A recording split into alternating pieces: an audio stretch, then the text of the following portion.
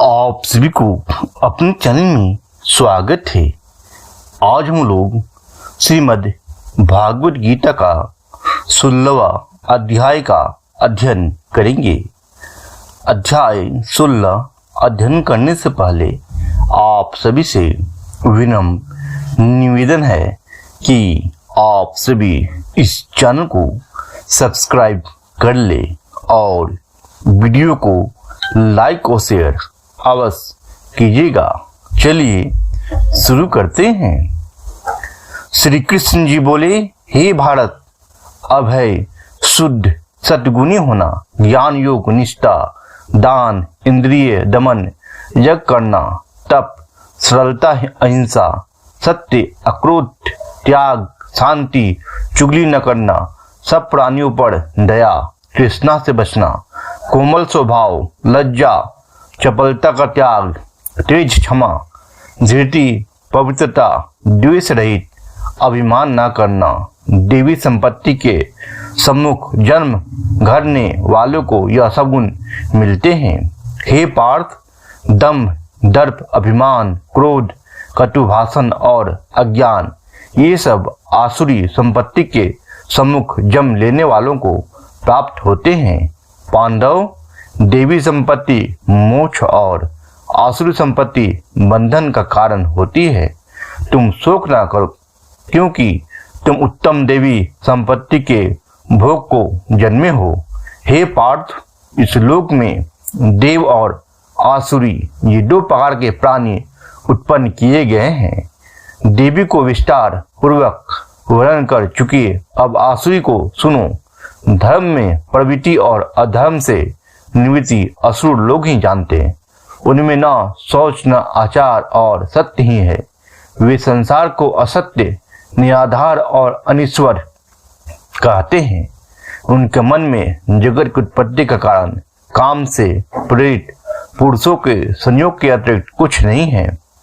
मलिन आत्मा, अल्प बुद्धि, दारुण कर्म करने वाले इस संसार को नष्ट करने के हेतु पैदा होता है और दुष्पुर कर्म के आश्रित होकर वे दंभ, मानी और मद से युक्त पुरुष नीच कर्मों में प्रवृत्त होते हैं। वे मृत्यु पर्यंत चिंतन से ग्रसित हैं। कामोपभोग ही सब कुछ है, इसी को सर्वस्व मानते हैं। अनेक आशा रूप पाशाओं से बंधे काम क्रोध में तत्पर, कामोपभोग के लिए अन्याय से अर्थ संचय की इच्छा करते हैं। मैंने आज यह पाया, इस मनोरथ को पाऊंगा, यह है और वह धन भी मेरा हो जाएगा। यह शत्रु तो मैंने मारा, दूसरों को भी मारूंगा। मैं ईश्वर भोगी, सिद्ध, बलवान और सुखी हूँ। मैं धन कुलीन हूँ, मेरे समान दूसरा कौन है। मैं यज्ञ करूंगा, दान भी करूंगा, आनंद करूंगा। इस अज्ञान से मोहित हुए हैं। अनेक कल्पनाओं से मोह रूपी बंधन से फंसे हुए विषय भोग में आसक्त लोग रौरव नरक में गिरते हैं। वे अपनी बड़ाई आप करते हैं, धन धाम के मद में चूर रहते हैं। सहस्त्रोक्त विधि छोड़कर केवल नाम के लिए यज्ञ करते हैं। वे अहंकार, बल, घमंड और काम क्रोध से युक्त हैं। अपनी तथा औरों की देह में स्थित मुझसे द्वेष रखते हैं तथा मेरी निंदा करते हैं। इन द्वेष करने वाले क्रूर और अधम पापियों को मैं संसार की आसुरी योनि में ही डालता हूँ। हे कौन्तेय, जन्म जन्म में आसुरी योनि पाकर वे मूर्ख मुझको पाए बिना ही अधम गति को प्राप्त होते हैं। काम, क्रोध और लोभ ये तीन नरक के द्वार हैं जो आत्मा का नाश करते हैं। इस कारण तीनों को त्यागना चाहिए। हे कौन्तेय, उन तीन नरकों द्वारों से छूटा हुआ मनुष्य अपने कल्याण को सुकर्म करता है, तब उत्तम गति पाता है। जो शास्त्रोक्त विधानों को छोड़ स्वेच्छानुसार कर्म करते हैं, वह सिद्धि को नहीं पाता और परम गति को नहीं पाता। एवं कार्य और अकार्य इनको जानने के लिए शास्त्र प्रमाण है। शास्त्रोक्त विधान ज्ञान कर उसी अनुसार कर्म करना चाहिए। इति श्रीमद् भागवत गीता का 16 अध्याय समाप्त हुआ। अब हम लोग श्रीमद् भागवत गीता का 16 अध्याय का महात्म का अध्ययन करेंगे। श्री नारायण जी बोले, हे लक्ष्मी, सौरथ देश है जिसके राजा का नाम खरक बाहु था। वह बड़ा धर्मात्मा था। उसके हाथियों में एक हाथी बड़ा मस्त था, जिसकी धूम मची रहे, महावतों को पास न आने दे। जो महावत उस पर चढ़े उसको मार डाले। हाथी के पांव में जंजीर बांध रहे। इसके खेत से राजा ने और देश से महावत बुलावाए कर कहा, ऐसा होए जो इस हाथी को पकड़े, मैं बहुत धन दूंगा। हे लक्ष्मी, उस हाथी को किसी ने नहीं पकड़ा। एक दिन हाथी नगर में चला। सामने से एक साधु चला आया। लोगों ने उस साधु से कहा, हे संत जी, यह हाथी आपको मार डालेगा।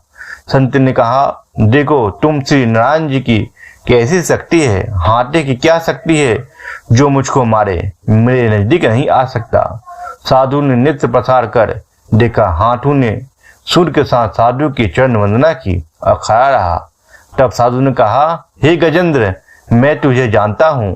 पिछले जन्म में पापी था, मैं तेरा उद्धार करूंगा।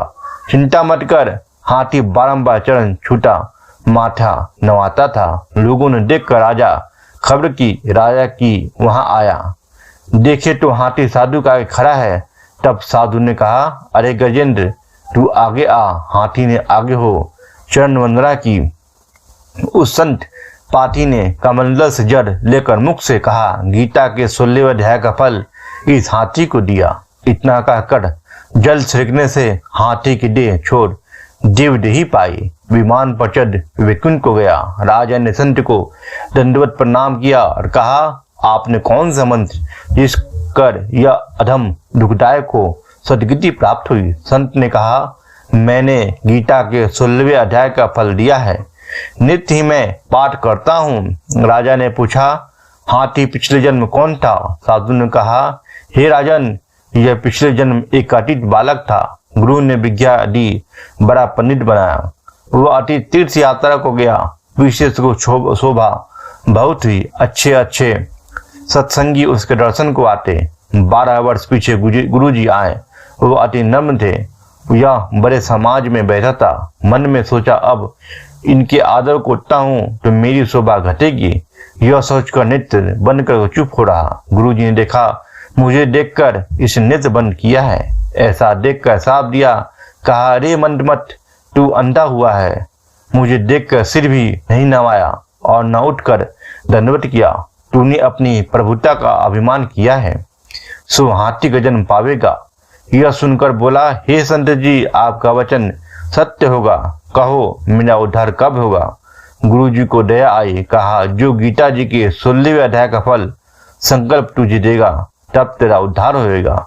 यह सुनकर राजा ने भी पाठ सीखा और अपने पुत्र को राज देकर आप तप करने लगा।